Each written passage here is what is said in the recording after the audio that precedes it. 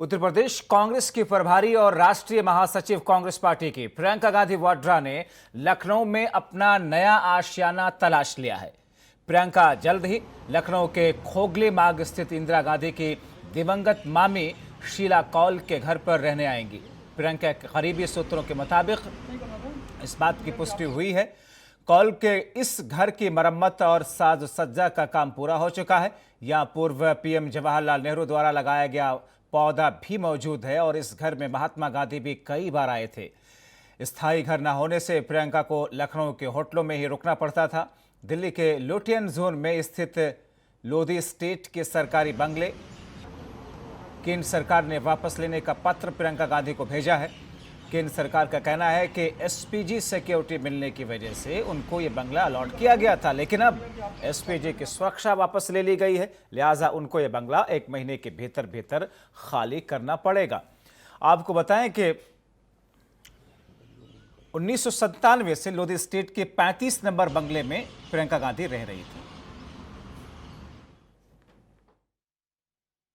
आदरणीय श्रीमती सोनिया गांधी जी का, आदरणीय श्री राहुल गांधी जी का पहले एसपीजी सुरक्षा छीना गया, आदरणीय प्रियंका गांधी जी का एसपीजी सुरक्षा छीना गया और अब उनके घरे को खाली कराने का जो कृत्य है, कार्य है, निश्चित रूप से भारतीय जनता पार्टी की मानसिकता को दर्शाने का काम करता है।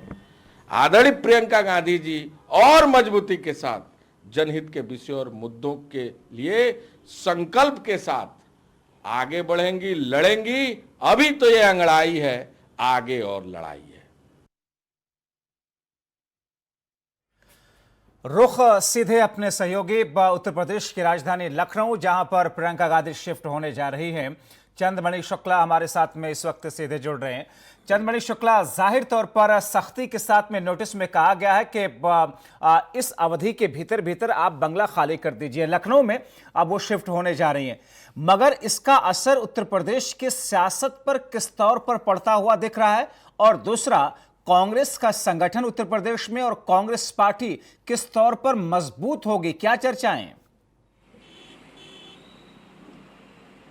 जी देखिए, जिस तरह से प्रियंका गांधी प्रभारी बनाई गई थी उत्तर प्रदेश की, तो उसके बाद में ही कांग्रेस पार्टी में हलचल मच गई थी और लगातार जो है कांग्रेस पार्टी की तरफ से, हालांकि उस समय लोकसभा चुनाव था और लोकसभा चुनाव के दौरान भी जब राहुल गांधी यहां पर आए थे तो उन्होंने साफ तौर से कहा था कि प्रियंका गांधी को जो है वो 2022 के चुनाव की जिम्मेदारी दी गई थी। तो जाहिर सी बात है कि 2022 की पूरी रणनीति जो है प्रियंका गांधी अपने मन के अंदर तैयार कर रखी और यही वजह थी कि जब से प्रभारी बनाया गया था उसके बाद में जनवरी तक की करीब 7 महीनों में प्रियंका गांधी 12 बार उत्तर प्रदेश आई थी।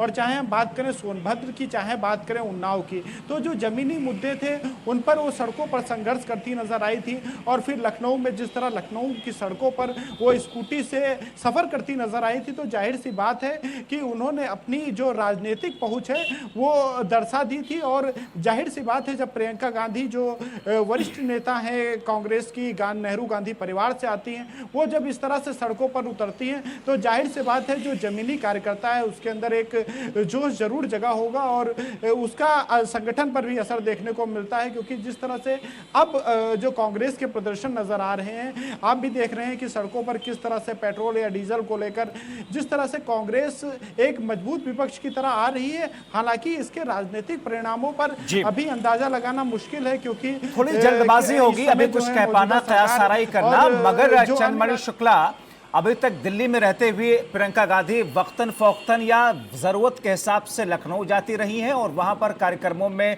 और विरोध प्रदर्शन हो या किसी और तरह का काम हो शामिल होती रही हैं। मगर अब आम जनता की पहुंच प्रियंका गांधी से लखनऊ में, उत्तर प्रदेश के अंदर आम कार्यकर्ताओं की पहुंच, पार्टी के नेताओं की पहुंच आसान हो जाएगी, क्योंकि मुस्तकिल तौर पर अब प्रियंका गांधी लखनऊ में रहने वाली हैं। तो इसका असर कहीं ना कहीं कांग्रेस की मजबूत होने से लेकर के विपक्षी खेमों में एक हलचल के तौर पर देखा जा रहा है। जी, जाहिर सी बात है, अगर प्रियंका गांधी उत्तर प्रदेश में रहेंगी और अगर हम पार्टी के आंतरिक सूत्रों की बात करें तो इसकी योजना जनवरी में ही प्रियंका गांधी ने निर्धारित कर ली थी और उसको लेकर जो कौल निवास है वहां पर लगातार तैयारी भी की जा रही थी। हालांकि कोरोना के संक्रमण के काल के दौरान ये प्रोग्राम स्थगित हुआ, उसके पहले ही प्रियंका गांधी ने एक योजना बना ली रखी थी और उसको लेकर वो उत्तर प्रदेश आना चाहती थी। और इसके साथ ही में जो अन्य कार्यकर्ताओं, जैसे कि प्रदेश अध्यक्ष ने कई बार जिक्र किया, जो प्रियंका गांधी है वो नियमित रूप से कार्यकर्ताओं से लगातार बात कर रही थी और जैसा उनका दावा था कि करीब 3000 कॉन्टैक्ट नंबर प्रियंका गांधी के पास सेव है। तो जाहिर सी बात है कि प्रियंका गांधी जो कांग्रेस जो जमीनी स्तर से खिसकती नजर आ रही थी उसको मजबूत करने में लगी हुई। हालांकि जो विपक्ष की पार्टियां उनमें जरूर हलचल होगी, क्योंकि जब एक बड़ा राष्ट्रीय नेता इस तरह से जो जमीनी संघर्ष करता नजर आता है तो जो विरोधी पार्टी है उनको जरूर हलचल होगी। आप देखना ये होगा कि किस तरह की प्रतिक्रिया आती है। हालांकि जो भाजपा या अन्य दलों की प्रतिक्रिया आई है उनका साफ तौर से कहना है कि प्रियंका गांधी के आने से किसी प्रकार का असर नहीं पड़ने वाला, लेकिन जमीन पर कुछ ना कुछ असर जरूर जमीन पर कुछ न कुछ असर कांग्रेस के फायदे के हिसाब से जरूर मिलेगा। बहुत शुक्रिया चंद्रमणि शुक्ला इन तमाम जानकारी के लिए।